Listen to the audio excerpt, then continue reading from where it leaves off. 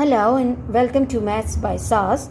This is my second lesson of D4, chapter number 3, exercise 3A, that is about simple and combined events and possibility diagram. In this lesson, we'll be discussing basic level question number 2. As the questions are long, so I've written the question in short form, and let me read the question from the book. Question 2 says that a box contains 7 pens, out of which 3 are faulty. A pen is drawn from the box at random. Using the set notation, lists the sample space of this probability experiment and find the probability that the pen drawn is not faulty. Okay, and next the question says, suppose that the first pen drawn is not faulty and not replaced in the box. Okay, a second pen is now drawn from the box. Using the set notation, find the probability that the second pen drawn is the faulty one. Okay, let's try to understand the question. Okay, question says that a box is containing 7 pens. Total pens are 7. 1, 2, 3, 4, 5, 6 and 7. These are the 7 pens, and what we have to do is, among these 7 pens, 3 are the faulty. Faulty means the defective one. Okay, so but we do not know which 3 pens are defective ones. If 3 are faulty out of 1, 2, 3, 4, 5, 6 and 7 pens, the non-faulty, the non-defective pens will be 4. I hope this thing is clear to my students. Now a pen is picked up at random. At random means that there is no choice that we have to pick up which pen. We can pick up any one pen. At random means that we have to pick up any one pen. And then what we have to do is that we have to construct the sample space for this probability experiment, and then we have to find the pen drawn is not faulty. Okay, then we have to find that the pen that we are picking up is not faulty, not defective one. So let's move to the solution of the question. The first, it's important to assume that what are the total pens. Total pens are 7. Total pens. Students, I hope you are clear that how we are finding the faulty and non-faulty pens. Faulty pens, defective pens. Faulty pens are 3, and non-faulty, non-defective, non-faulty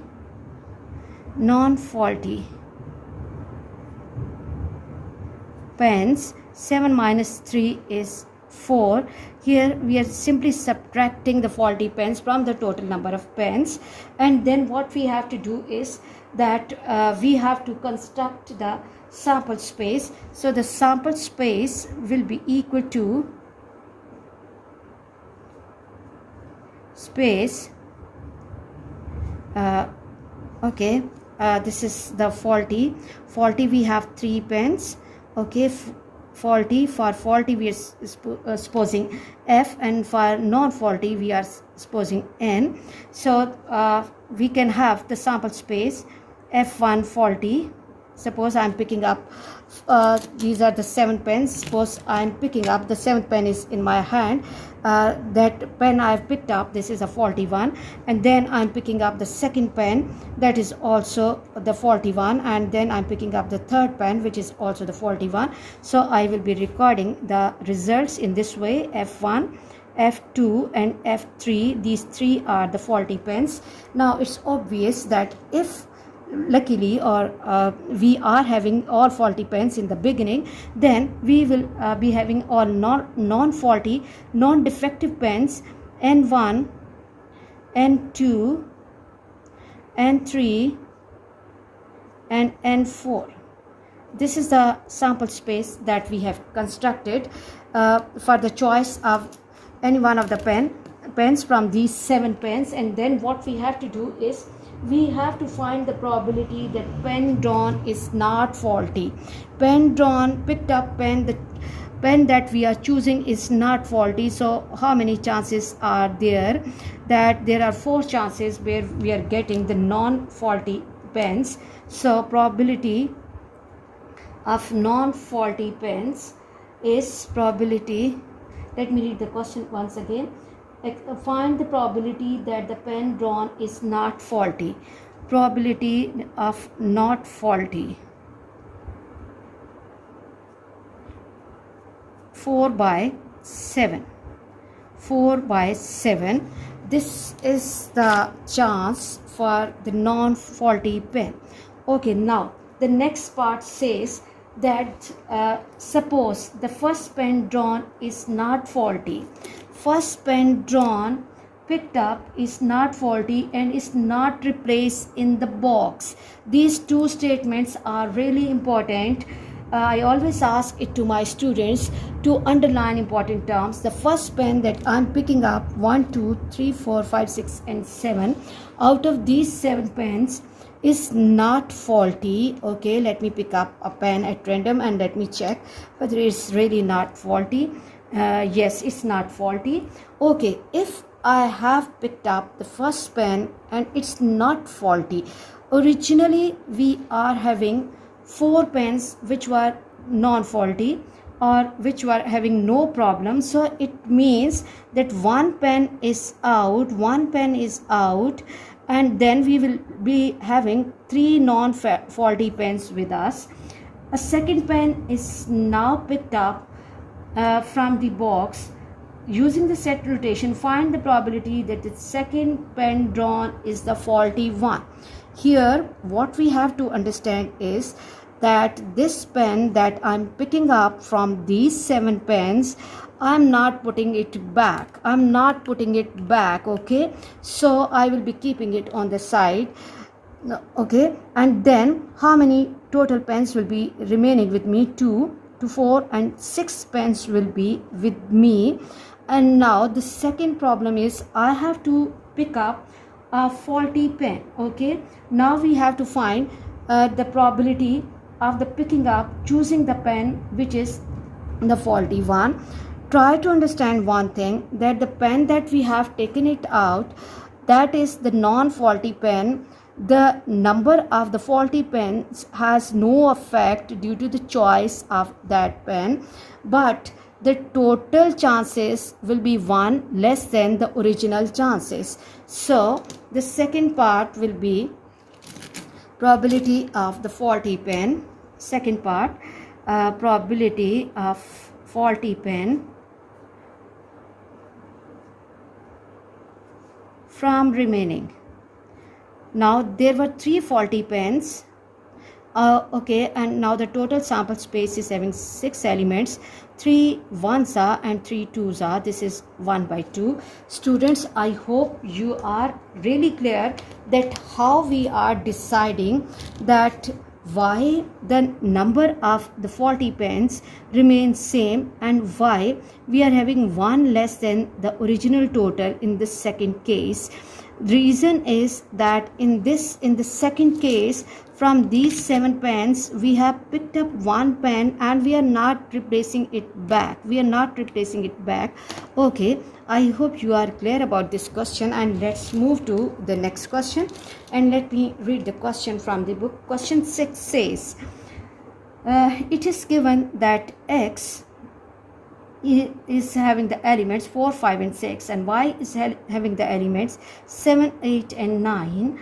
An element X is selected at random from X and element Y is selected at random from Y. The possibility diagrams, okay, in figure displays the separately sum of the values of X plus Y, sum and the product. Okay, and then you can see that in this diagram we are going to complete the outcomes with sum, and here we have to multiply these two numbers to get the possible outcomes of this possibility diagram. First part of the question says copy and complete the possibility diagram, and then the next part says find the probability that the sum is a prime number greater than 12 greater than 12 and at most 14. At most 14. Here the term at most is also important. In the later discussion we'll be discussing about this term as well. And in the next part the question says, find the probability that the product xy is the odd, is an even number, or at most 40. So let's move to the solution of the question. And as the question says that first of all we have to complete the possibility diagrams. So first what we have to do is that what we are going to do is that 7 plus 4, he's giving us the idea that we have to add 7 to 4 and answer comes 11. Then when I'm adding 7 plus 5, answer is 12. Answer is 12. And then 7 plus 6 is 13. 8 plus 4 is 12. And 8 plus 5 is 13. 8 plus 6 is 14. 9 plus 4 is 13. 9 plus 5 is 14. And 9 plus 6 is 15. Really easy. And you can easily secure 1 mark out of this. And coming to the product part, 7 times 4 is 28. 7 times 5 is 35. And 7 times 6 is already given. Then 8 times 4 is 32. 8 times 5 is already given.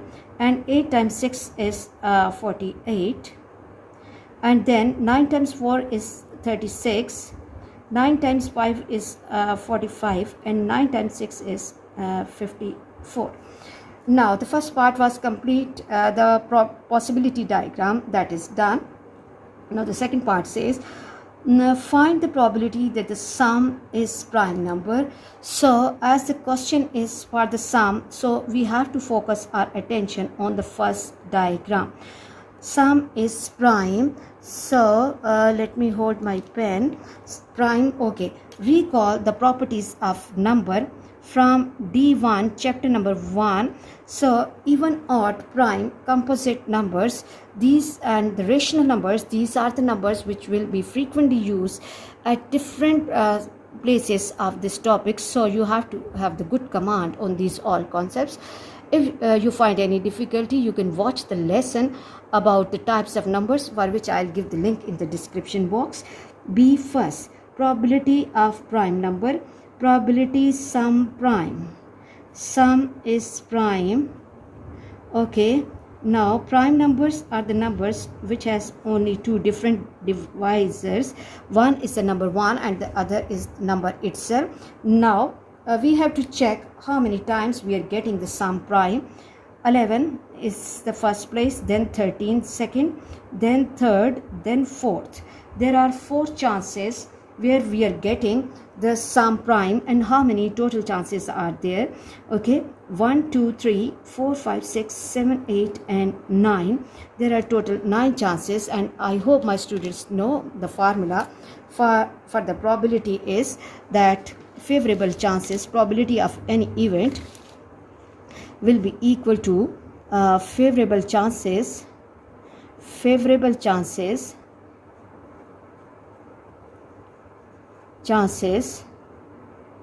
upon total number of chances, total outcomes, total chances. So what we have to do, the total chances are 3, 6 and 9. So total chances are 9, and favorable chances are 1, 2, 3, 4. Okay, 4 by 9. So probability of getting sum prime is 4 by 9. And then greater than 12. The second part is probability that the sum is greater than 12. Sum greater than 12. Formula for the probability is the favorable chances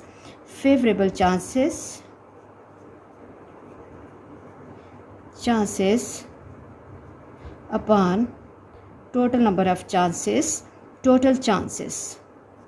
Okay, now we have to check how many times we are getting the sum more than 12, greater than 12.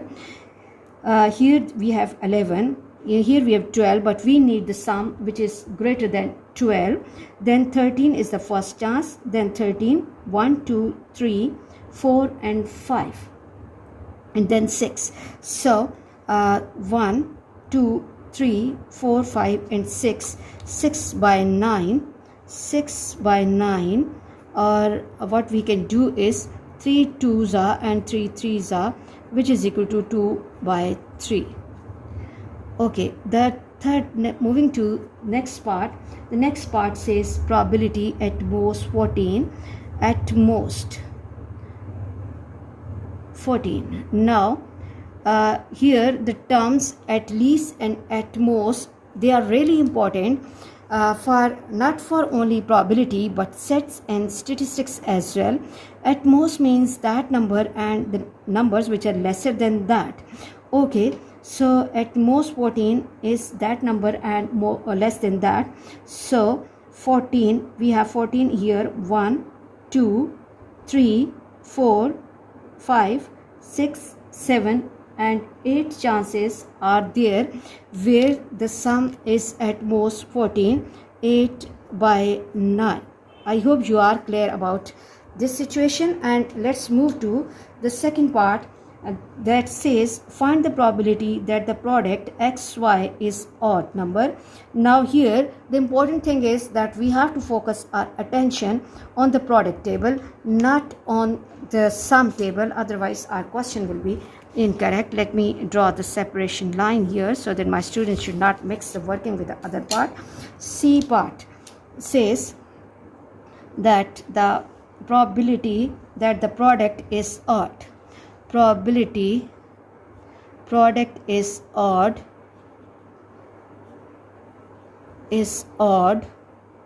So how many times we are getting? First of all, we have to see what are the total chances again here. Total chances are 1, 2, 3, 4, 5, 6, 7, 8 and 9. Total chances are 9. Now we have to see that how many times we are getting odd product. This is 28, this is even, this is even, this is even, this is odd 1, this is 2. There are two places, two chances where we are getting the odd product. So 2 by 9. This is the first part, and the second part says that the product is even. Okay, product even, probability of even product. Okay, that their multiplication is coming even. So there are total 9 chances. It's really important to understand that if out of 9 chances 2 are odd, how many are remaining? 7 will be even. Let me check and confirm it from the table as well. Okay, 1, 2, 3, 4 and then 5, then 6 and then 7. So the probability of getting even product is 7 by 9. They are the complementary events. Okay, and moving to the last part that says that at most 40, the product at most 40. Okay, probability of product at most 40. So recall the meaning of the term at most 40. At most means that number and less than that. So we have to check that how many chances are there where we are getting the product at most 40, less than 40, 40 and less than 40. 1, 2, 3, 4, 5. This is 45, more than 40. Okay, then 42, 48, 54. These 4 chances are more than 40. So we are left with 1, 2, 3, 4 and 5 chances. So 5 out of 9. I'm going really slow in these questions because these are the basic lessons so that my students can understand these lessons properly. And now let's move to the next question, and question number 7 says a fair coin is tossed 3 times. A fair coin is tossed 3 times. Display all possible outcomes of the experiment using the tree diagram. From the tree diagram, find the probability of obtaining all 3 heads, exactly 2 heads, and at least 2 heads. Okay, the question is about the toss of the fair coin. If I'm tossing, I'm flipping the coin in front of shoe. I'm flipping the coin in front of shoe. There are the chances that the coin can land either on head or on a tail. Okay, so for the first toss, this is the experiment that I have performed in front of shoe. And for first toss, okay, for first toss, the outcomes outcomes are head and tail. And this is the second toss, branches of the second toss, and this is third toss. Okay, again we can flip the coin. Again we can see, okay, it's going out of the range. Let me flip it again. Okay, so it's landing on head again, head and tail, head and tail. And then again third toss, head with tail, head with tail, head with tail, and head with tail. Okay, now we have to write down the outcomes. How we are going to write down the outcomes? We have to fix the first outcome of the first toss, that is head, head, head, head. Okay, head, head and head. Then head, tail, head, head and tail, head, head and tail. Then what I have to do? Head, tail, head, head, tail, head. Okay, head, tail, head, head, tail, tail. Okay, head, tail and tail.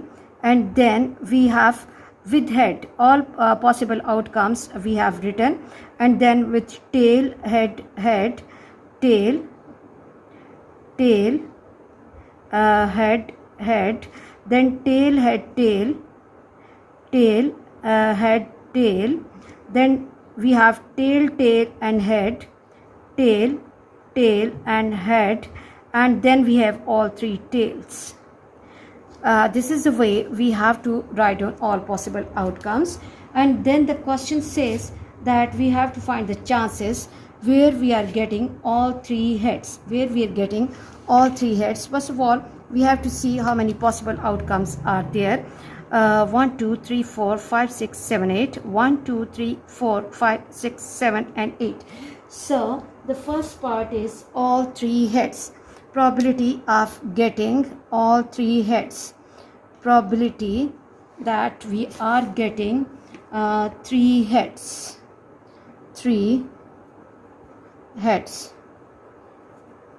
Okay, how many chances are there where I'm getting all three heads?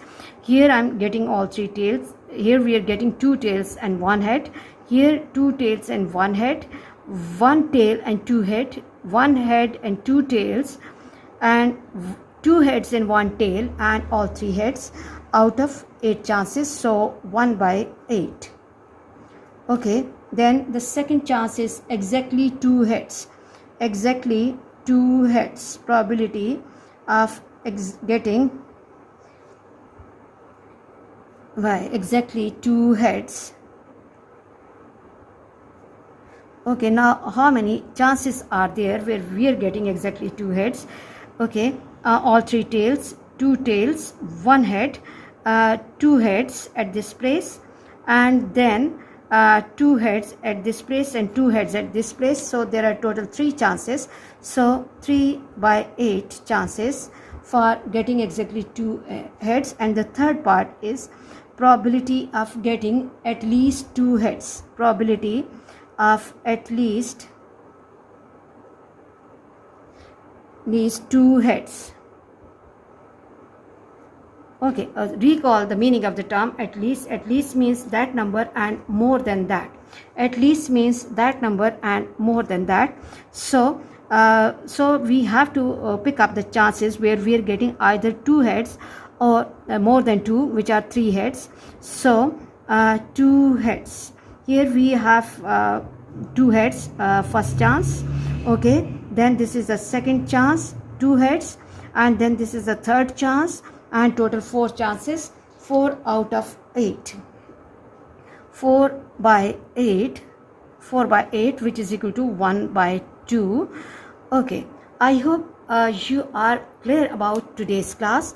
For next difficulty level, please watch and understand this lesson carefully, because every lesson of mathematics is integrated with the previous lesson. If the previous lesson is good and strong, then the next lesson will also be easy for you. Please watch my lessons, like, share and subscribe the channel, and press bell icon to get the notification of every lesson in time. Thank you very much.